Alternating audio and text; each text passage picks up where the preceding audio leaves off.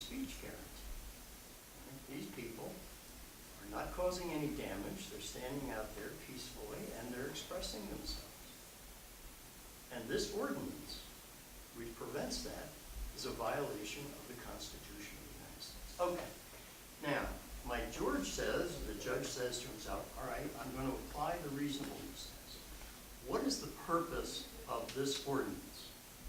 And the answer, according to the other side, the answer is the attorney for the borough says, well, may it please the court, the basic purpose is to enhance and protect the flow of vehicular and pedestrian traffic around the square. Is that reasonable? Oh, sure. Sure it is. All right. Okay. Next question. Are the means chosen to reach this goal reasonable? Is it reasonable to preclude the gathering of large numbers of people together? Well, yeah, because they have other places where they can gather. They don't have to. They can go over to the rec park or someplace else. Okay. And then, is there a reasonable connection between this ordinance and what it seeks to achieve? Well, yeah. It serves to keep people out of the square, keep them moving, all right, so that the traffic can get around. All right, so you've answered all three questions. It's reasonable. So now you have infringed upon a constitutional guarantee of freedom of speech because it's reasonable to do so. Now in the 1930s, the Supreme Court says, you know what? That's not a very tough test to pass. So let's create a new one. And you have in hand footnote number 4. Sometimes the Supreme Court says extremely important things in a footnote. The case was Caroline Products. I won't bore you with the details of that case. It's not important.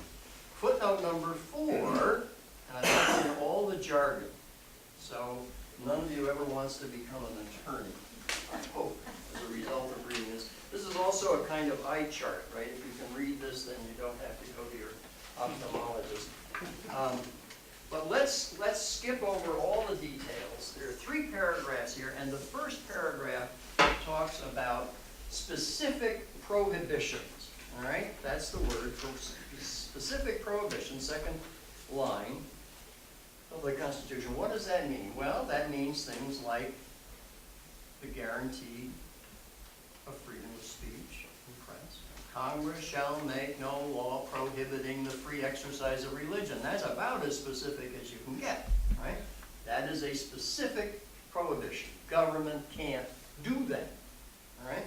Then the second paragraph alludes to legislation which, quote, restricts those political processes which can ordinarily be expected to bring about the repeal of censorship.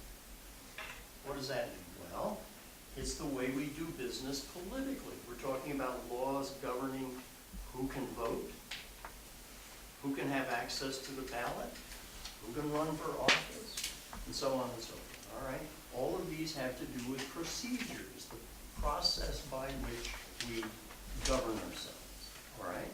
So now the court is singling that out. If you have that kind of a law, then it bears particular onus. We'll talk about that.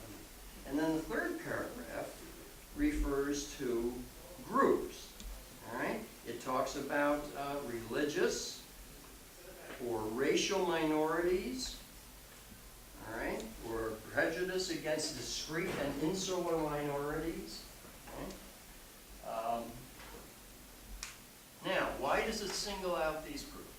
Well, because, the court reasons, there are certain groups in our society, discrete and insular minorities, which have certain common characteristics. One, they are minorities. That means, think particularly blacks, right? I think race is mentioned here. These minorities do not have the clout to go to the polls and vote to protect themselves. They are minorities. They just can't overcome so they don't have that kind of political power. They may also, in many cases, not have the financial power. I mean, some groups, let's face it, are very small, but they have enormous financial power. All right, and they can protect themselves in that way. But there are some minorities that don't have that. They're both small in terms of size, and they don't have money. All right, so they're up against it. So who's going to protect them? The court steps in and says, we have a special obligation to protect them because they don't have the usual access to the political process to protect themselves. We have to do that. Okay? Discrete and insular minorities. Okay. And, says the court, another feature of these groups is that we know that down through American history, they have been systematically disadvantaged by the majority. They have been picked upon. They have been persecuted. Right? That's their history. Okay? So we're going to step in. Now, we have three different categories here in this one footnote. We have specific prohibitions in the Constitution. We have political processes, like voting, and we have these special minority groups.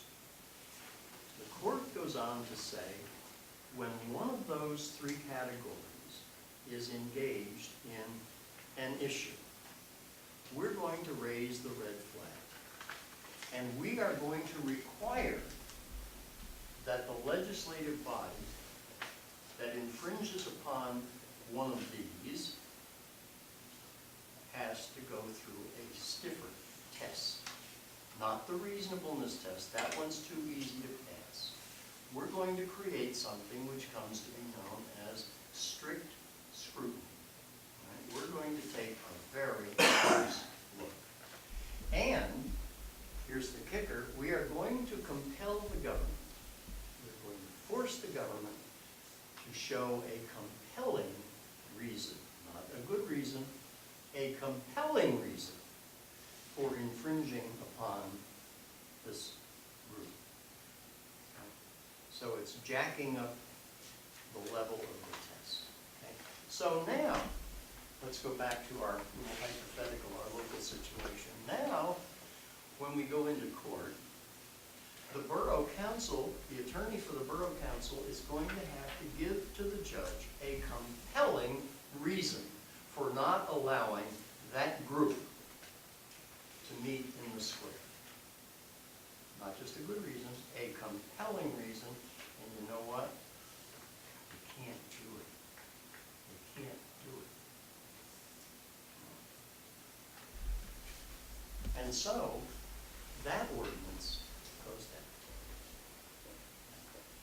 The creation of this new test, this is post-1938, creation of this new test is yet another artificial device created by the court for the purpose of giving real muscle to the provisions of the ordinance. Okay? Questions? What about these groups, the groups that are meeting outside the Wall Street, so on? They've been thrown out of the park, haven't Well, yeah, but these are makeshift groups. I mean, these would not be considered discrete and insular minorities. In order to qualify for that, you have to have a couple of things. You have to have a history of disadvantaging, and they have no history. they? Yeah. You also have to have some kind of immutable characteristic. You have to be black. You have to be mentally retarded. Something like that. Some characteristic which combines with other people over which you have no control. All right? And if you've got that, then you may qualify as a discrete and insular minority. And here's an interesting question. What about women?